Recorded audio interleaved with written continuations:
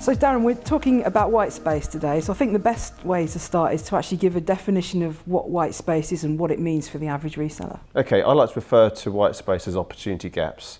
It's the products and services in a reseller's portfolio that haven't been sold to a particular customer. If you just look at the results from the latest CRN Top 100 list, collective revenues are up, but the associated collective profits are down. So people are selling more, but they're making less margin. You know, if you adopt a white space strategy, it's relatively low cost, and you can have it has a big impact on your bottom line. And what does it actually mean for their customers as well? How do they benefit? Well, all the research that we've done, and we've surveyed 50 IT directors recently, and they're all telling us that they want to deal with fewer suppliers. They want to deal with suppliers that really understand their business, that can be a strategic partner of theirs, not just a tactical reseller. And they want to work with partners that can help solve their problems. So the only way you really get to that level is by investing time in the customer, understanding a lot more about the challenges that they have and the priorities that they're trying to actually meet, and offer much more intelligent, insight-led advice. So I think every salesperson, every reseller, every MSP, should be investing time to understand their customers' pain. So from the customer's perspective, they're having a much deeper relationship with far fewer suppliers. So they have less invoices to deal with. They benefit from economies of scale, fewer meetings, much better advice, much better solutions. So it really is a win-win situation. Okay, so someone's made the decision, we're going to pursue this strategy. What are the first steps? Where do you go? Triple P analysis, right? So people, process and propositions. The first stage is to look at the salespeople within your company that are the best performers. Okay, so who is doing this very well in your company, and equally who isn't doing it so well? So what can we learn from for the good salespeople? How are they interacting with their customers? How are they educating themselves on the latest products and services? How are they remaining relevant? Okay, so let's see how we can learn from sort of the best people. When it comes to the process piece, that's about understanding how is this implemented in a particular reseller, or what is the role of the manager? How is the manager helping ensure that there is a white space strategy at play? And the last part is the proposition. So have you developed connected journeys? So is it very easy for a customer to move from product to product to product within your portfolio? So take, say, a typical Office 365 sale. You're a reseller, you're competing with thousands of other resellers in the UK, all of whom are buying the same products and services from the same distributors, and they're largely selling on price. Okay, but let's say Office 365 is the starting point of that, and you've migrated the customer to Office 365. What's the next logical product that you can sell them? So the first thing would be around helping them ensure that the technology is properly adopted. Okay, so we work with a company called Changing Social, for example. So Changing Social, what they do, they work through the partner community and help the partners ensure that their customers are properly adopting Office 365. So that's a natural extension to the subscription sale. When you've got past the adoption and training piece, you can then look at security, which clearly comes in lots of different guises, backup, support. You could then look at how you can start layering on technologies that sit on top of Skype to look at cloud telephony and lots of other things. So how to build out customer journeys so it's a lot easier for the customer and for the salespeople to join the dots, and then once you've got that part mapped out, so the first part is that analysis to really understand the current state. But once that's done, you can then build on that and start looking at implementing training programs to make sure people are better at selling strategically. You need to be ensuring that your marketing team are fully engaged in this process as well. So is your website easy to navigate? Does your website take your customer through a predetermined journey? And if not, then you're missing a trick. You're making it difficult for your customer, and you're making it difficult for your sales team. So you really want your sales and marketing functions to be working hand in glove here to make sure that collectively you are guiding the customer through all the products and services that you have to help them and to help you. And I know everybody's concerned with cost and how much these kind of strategies would cost them. Would this require any additional investment, do you think, like in analytical software, for example? I think so. Time is a big investment. I think getting this off the ground takes a bit of time. From hard cash, if you compare this to the kind of alternative, so on the one hand, you can go and hire a load of new salespeople, and you'll have them behaving and acting exactly the same way as the rest of the sales team. They all sell the same thing, okay? Or you can take some of that investment and put it into a white space initiative, which means that you don't have to go and hire a whole load of new salespeople because you've already got a sales team. Your investment is going to come from upskilling the existing sales team to make sure they can sell more strategically and be a lot more of a business partner versus the reactive tactical salesperson. And it's going to be an investment in transforming your or enhancing your marketing approach. So whether that's through the website and all the demand generation activities that go alongside that. So yes, there is an investment, but the return on that investment should be a lot faster than hiring a bunch of new salespeople and waiting 6 months for them to start performing or not. So that is a huge cost and a huge risk. Versus a white space approach is much lower risk. The returns are much faster because you've already got customers and you've already got salespeople. So, yes, there is an investment, but I think the payback and returns are far outweigh that initial decision and investment need to get us off the ground. And if you're a sales manager and you've got your strategy in place for the next 6 months, say, how do you sort of incorporate this without impacting on what you've already planned for? Again, this is music to a sales manager's ears, because we're making their job easier. This approach, which is relatively easy to execute, means that their salespeople should be selling more a lot faster.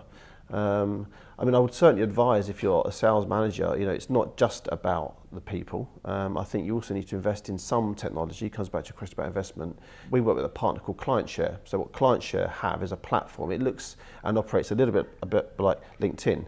It connects buyers and sellers, and it's a space that organisations can subscribe to. That means that they can collaborate really effectively with their top customers, and their customers can collaborate not just with an individual salesperson, but with the leadership team and all the other stakeholders as well.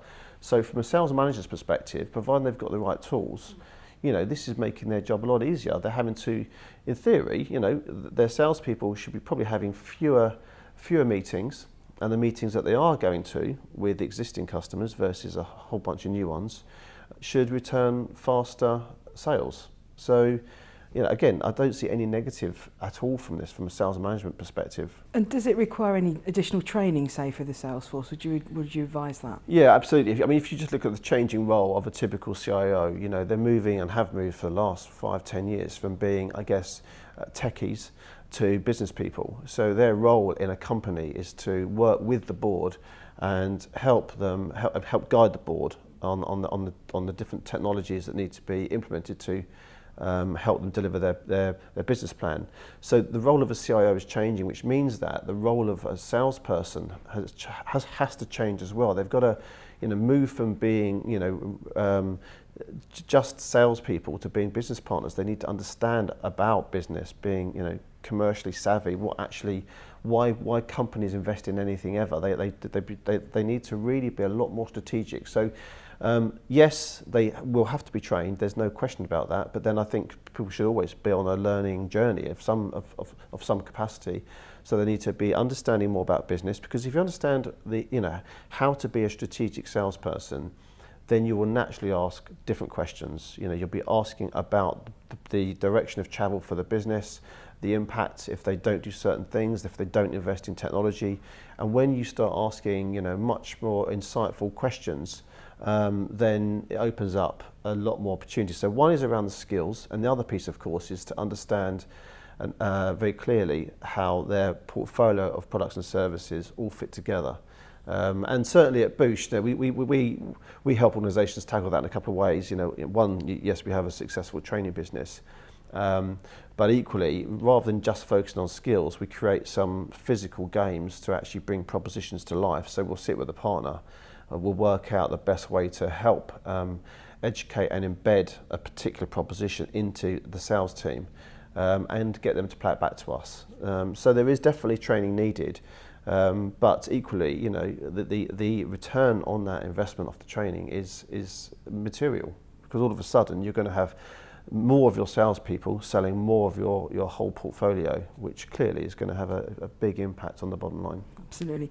And would you also say, obviously salespeople like to be incentivized. Yeah. So how would you incentivize them? Would you need to come up with a whole new compensation plan, for example? Yeah, I mean, you are right, definitely. And I think, you know, what I'm seeing certainly is, I mean, with the rise and explosion of cloud sales at the moment, a lot of commission plans have changed. You know, they're going away from rewarding people on doing big deals and changing the way they're paid, because a lot of the margin now is on a monthly basis. So commission plans have changed quite a bit in the last couple of years or so. I think specifically with regard to whitespace, what I'm seeing and what I certainly recommend partners look at, or resellers look at, is rewarding salespeople or bonusing them on the number of different products and services that they're selling into an account. So, you know, most salespeople will already be paid on the margin that they generate, so they're already being rewarded for that. But the part of the commission plan that I think needs looking at is the behaviours of the salesperson. So if you really want to change the people, as in change their behaviours, then I think you need to understand what behaviours you expect from them, and then make part of the commission plan aligned with those behaviours. And clearly one of those behaviours should be around strategic selling and selling more of your proposition to your existing customers. And should a white space strategy be like the sole focus, or would you recommend sort of, how do you mix it with your existing strategy? So I think I think the primary focus clearly of the reseller and the MSP is to make sure that the salespeople primarily are selling the products and services that align with their own business strategy. So for example, if one of the business objectives is to improve the amount of annuity that's going through the company, to improve its shareholder value, so you want, you know, a lot more managed services, you want more subscription-based software. If it's on the hardware side, you might be selling more devices as a service on a monthly subscription. So, you know, if your business wants to develop a much stronger annuity stream, then clearly you need to make sure, first things first, that your salespeople are selling the right products and services the right way first. Okay. Once that's in play, then absolutely you should then look at what are the natural attached products that go alongside that. So if you are selling devices as a service, you know, there's a whole range of different services that you could sell that particular customer. So I think, again, you know, you approach a white space strategy with you know, intent that's deliberate and considered. So it shouldn't just be, you know, we have 10 things that we could sell, let's go and sell all 10. Let's make sure we are selling things the right way to the right customers that align with our business strategy. Going on from that point, actually, how do you market this to the customers? How do you get them on board, and what would be the right approach for that? Okay, well, I think for customers, again, I mean, customers want to deal with salespeople that are partners, that are, you know, they're professional, they understand, they take an interest in their business. So I don't think necessarily you need to go out of your way to market the fact, you know, you've got a much more considered approach to your sales and marketing strategy. But what I would absolutely say from a marketing perspective is to make sure, once again, your website sets the right tone. You know, the amount of websites that you go onto, you know, the products and services are all over the place, you know, and it's sometimes hard to not just navigate to a particular page, but find the what's next. I mean, customers want a solution. So if they're looking to buy a piece of tech, whether it's hardware or software, there's always something else they're going to be buying alongside that. You know, it's inevitable. So if it's not obvious to the customer that you supply that next logical product, then they're going to go off of your website and out of your business to find another partner. So I would say more effort needs to be put into making sure that your whole customer experience, the connected journeys are there, and the salespeople are supporting that marketing approach with relevant assets that take the customer through that journey. So I think, you know, just taking the time and, you know, invest and making sure that you're connecting not just the buyer and seller, but equally your leadership team is connected with their leadership team as well. You know, let's make more of an effort to have a multi-level stakeholder engagement, and by doing that, everyone has a part in this. So the customer will get a much better experience, because not only are they just dealing with one person, they're now dealing with a whole team of people from the same organisation. So, if the salesperson leaves for whatever reason, then the customer has a consistent engagement with their key partners. I think obviously that point's quite important. Communication is something that we both know is lacking quite a lot between suppliers and their customers. So what would be your advice to sort of improve communications? Yeah, so I think tech can play a key role. I mentioned client share is one platform that could be used, or Microsoft Teams or something else. Regular communication is essential. Again, the survey that we did recently of the 50 IT directors, unfortunately, there's still the case where if you're selling anything that's on a kind of maintenance agreement, there are still quite a lot of cases where the only time that customer hears from the salesperson is, a month before the renewal's due. And that's not a way to build a trusted relationship. That's just an opportunistic salesperson that is working, off a pretty outdated approach. Regular communication, and actually, if you do have a whole portfolio of products and services, which, let's face it, most resellers do, there's always something else to be talking about. There's always an update. There's always latest piece of tech. And when you look at some of the evergreen products that are out there, once again, Office 365, and there are lots of other products that are cloud-based, there's always new features, functions, benefits that are coming out of those particular products. So there should always be regular communication, but not just from a kind of this is new. It should always be, given your strategy, this might be of interest. So do the thinking for your customer. Understand all the changes that are happening in the products and services that you've got access to. And then give that information over in a considered manner that is always relevant to not just the company. When you're looking at relevant communications, you have to be relevant in four ways. One is to the company itself. One is around the industry the company is in. One is about the role of the person. So, the needs of an IT director are very different to the needs of a network manager. And the last is the actual person themselves. They might have specific interests. So, when you do have any information, it's important that it's delivered in a relevant manner on a regular basis. And I think the more things that you're selling to a particular customer, the more opportunities there are to meet, sometimes formally, sometimes informally. But every month you should be catching up with your customers. Absolutely. I think a lot of resellers underestimate the value of marketing and having a proper marketing strategy. So what kind of collateral should resellers be amassing to show their customers? White papers, case studies, or are there other things that they should be doing as well? It's essential to have a whole library of marketing assets, but each asset is there to do a different job. A white paper is there to help educate a customer on a particular area of technology or business, and give them some insights, some facts and statistics, and some statistics and evidence that they can use to build business cases. Whereas a data sheet on a particular area of technology is more geared around helping the customer differentiate between one particular solution and another. So each asset is there to do a different thing. And I think when you approach any go-to-market strategy and any demand generation approach, let's be deliberate and considered. What is the purpose of this particular asset? What are we trying to achieve? What behaviour, what action do we expect or hope our customer is going to take off the back of us producing this? And then once you're clear on that, then the library can be put together and turned into meaningful campaigns that the sales team then can really get behind. And there's still, unfortunately, in our industry, a big disconnect between sales and marketing. I see it all the time. There's us and them, and each team, unfortunately, is quite quick to be critical about the other. And it's purely because they don't understand fully what each different team does.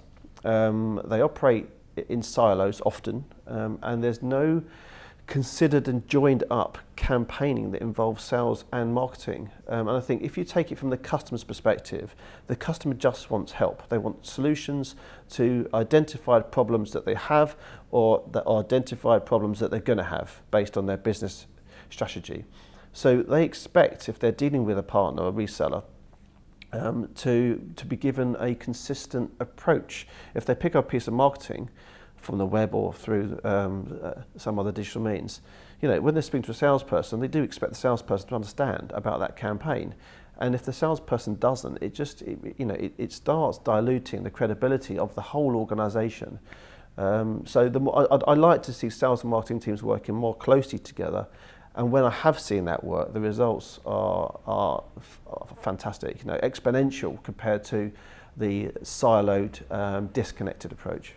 So just as a sort of final point, say you've convinced someone now that, right, we want to start a white-space strategy. Yeah. What's the one thing they should do first of all? Call us. We have got a great approach to help partners be white space ready. I mentioned earlier about the triple P analysis, people, process and proposition. I would urge resellers to have a conversation with us about how we can help give them that current state view of their business.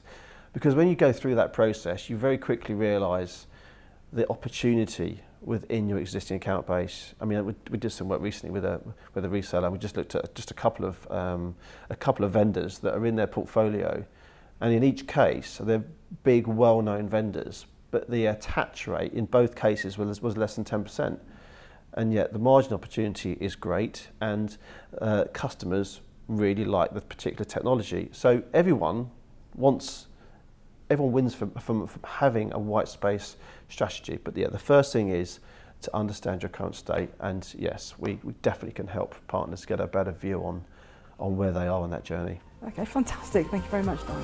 Thank you.